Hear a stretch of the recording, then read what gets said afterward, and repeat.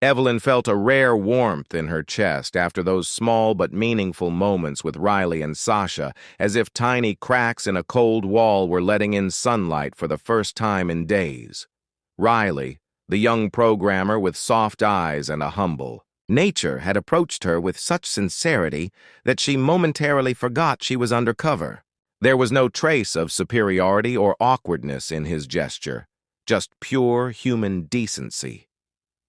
When he bent down to help her clean the spilled soil, his actions spoke louder than any corporate mission statement ever could. It wasn't just about a plant. It was about seeing another person's burden and choosing to lighten it. That moment stayed with her, and not just because it contrasted so sharply with the disrespect she'd endured earlier in the week, but because it reminded her that goodness still existed, even in places overwhelmed by arrogance. And then came Sasha, sharp, confident, and deeply human beneath her professional exterior. Her thoughtful offering of tea wasn't grand, but in that moment, it was everything. She saw Evelyn not as a cleaner, but as a woman, someone whose tired feet deserved rest, whose effort mattered, and whose presence wasn't just tolerated but valued. Evelyn had seen Sasha speak kindly to delivery drivers and interns, and she'd seen her listen attentively during meetings when others barely acknowledged support staff. Riley and Sasha both radiated something rare in the polished world of modern offices: quiet integrity. It wasn't a performance for their boss or a bid for recognition. They didn't know Evelyn's true identity. They simply treated her with respect because that's who they were at their core. But their kindness also sharpened the contrast. In an office of more than 50 employees, only 2 had shown her decency. 2 out of 50. That realization stung more than the insults or the silence. It revealed that cruelty wasn't always loud. It was often casual, dismissive, and masked behind busyness or hierarchy. The absence of kindness echoed louder than words. Evelyn jotted down their names in her notebook each night, not just to reward them later, but to remember that even in broken systems, good people existed, and they deserved to rise. She also began to observe how others reacted to Riley and Sasha. Riley was liked, but often underestimated, as if kindness equaled weakness. Some coworkers rolled their eyes when he volunteered to help set up chairs before a meeting or stayed late to help an intern debug code. Sasha, despite being well-respected, was occasionally dismissed in meetings by louder, more aggressive voices, yet she never responded with bitterness. Instead, she led by example, proving that leadership wasn't about volume, it was about values. Evelyn found herself admiring them both, not just as individuals, but as potential anchors for a new kind of company culture, one her son had always envisioned but clearly needed help reinforcing. And in those quiet moments, sipping the tea Sasha gave her while Riley cracked a joke to make her laugh, Evelyn knew she wasn't just identifying flaws in the company, she was also discovering its hope. These 2 employees reminded her of the values she had raised Marcus with: humility, empathy, and strength through compassion. They reminded her that change didn't have to start with a sweeping policy. It could begin with one person holding open a door, offering a hand, or simply acknowledging that every human being deserves to be seen. So, as her final day undercover approached, Evelyn didn't just carry a mop. She carried a clear sense of who should help shape the future of this company and who had no place in it. The reckoning was coming, but not just to punish the cruel. It was also coming to reward the kind. On her very first day in disguise, Miss Evelyn entered the office quietly at 6 a.m., long before the hustle and bustle began. She moved through the silent halls, mop in hand, feeling nervous but determined. She had no expectations, only a desire to observe. However, by noon, her heart had already started to ache.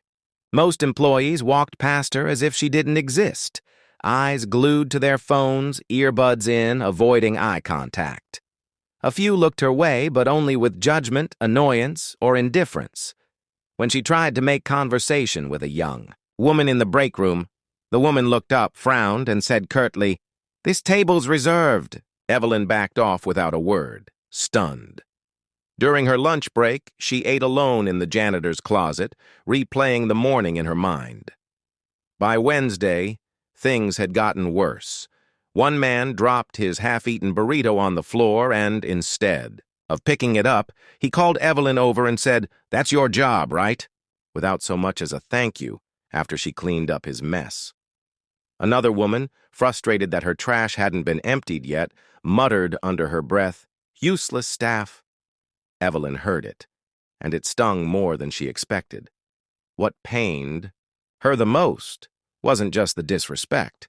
It was the lack of humanity. These people worked in a company her son built on the principles of equality, innovation, and dignity, yet their behavior toward someone they thought had no power showed who they really were. But not everyone was heartless. On Thursday, while cleaning near the kitchen, she met Riley, a junior developer, who smiled warmly and actually asked her how her day was going.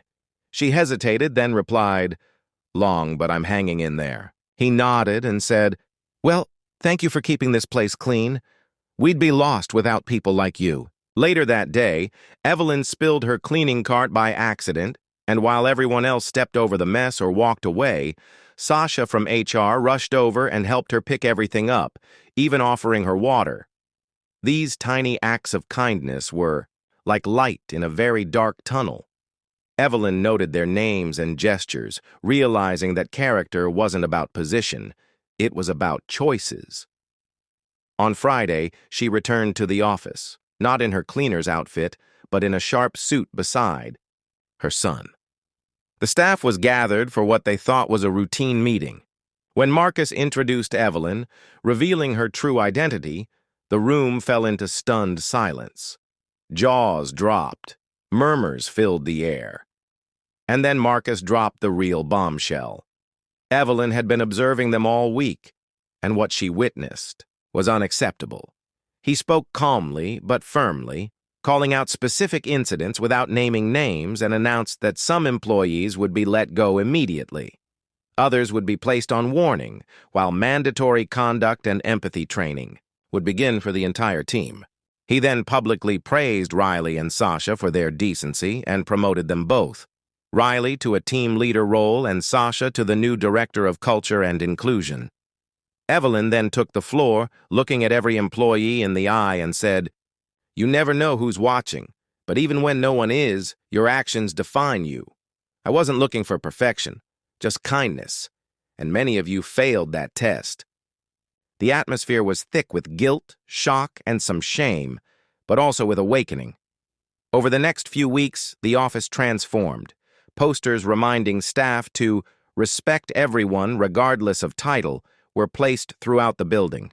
Evelyn continued to consult with HR, shaping a more inclusive environment. Marcus spoke at conferences, sharing the story of his mother's undercover mission, and encouraged other leaders to find out what really happens when power isn't in the room. The story went viral, not because of the firings, but because of the reminder that true respect is shown when people believe no one important is watching. Evelyn returned home knowing her week of heartbreak had sparked real change. And Marcus? He didn't just run a successful company anymore. He led one with a soul. As the week went on, Evelyn's pain deepened as each passing hour revealed more of the hidden ugliness lurking behind polished smiles and modern furniture. Every morning she arrived before sunrise, hoping maybe today would be different, but it rarely was.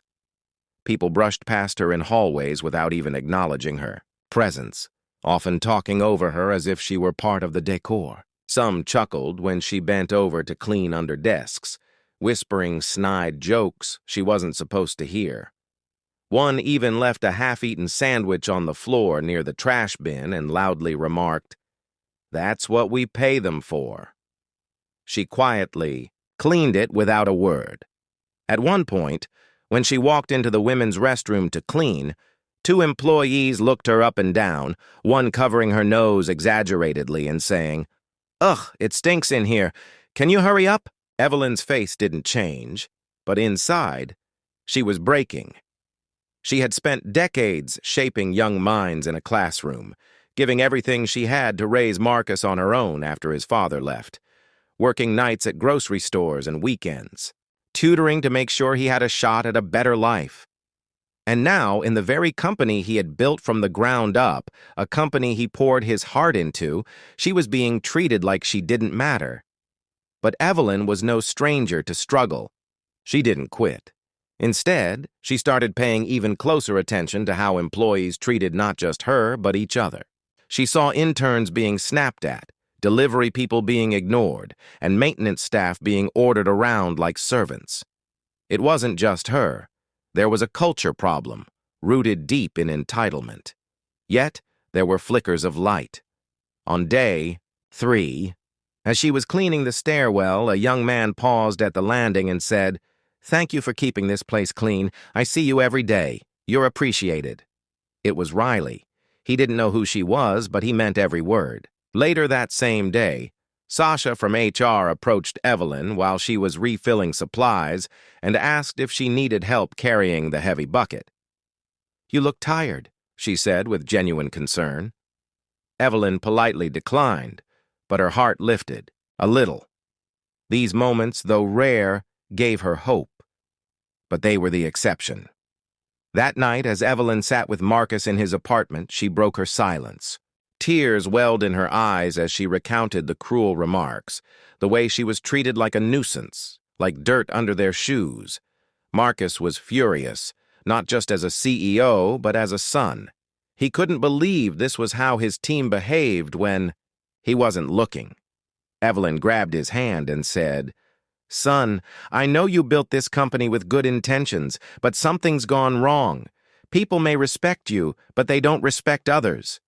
And that tells me more than their resumes ever could." Marcus felt a wave of shame, then resolve. He promised his mother that things would change. But first, she had one more day of work left. Evelyn returned the next morning, shoulders back, head high, determined to finish what she started. This time. She made mental notes of every person who showed kindness and everyone who failed to offer even the smallest courtesy. By Friday afternoon, the stage was set. The entire staff was called into the main meeting room for what they assumed was a quarterly update. When Evelyn walked in beside Marcus, dressed in a sleek dress and polished heels, the entire room fell into a stunned silence. Whispers buzzed like bees. No one could believe the janitor was standing beside the CEO. Evelyn scanned the room, locking eyes with the same people who had looked through her just days ago. The truth had arrived, and it demanded accountability. What came next would change the company forever.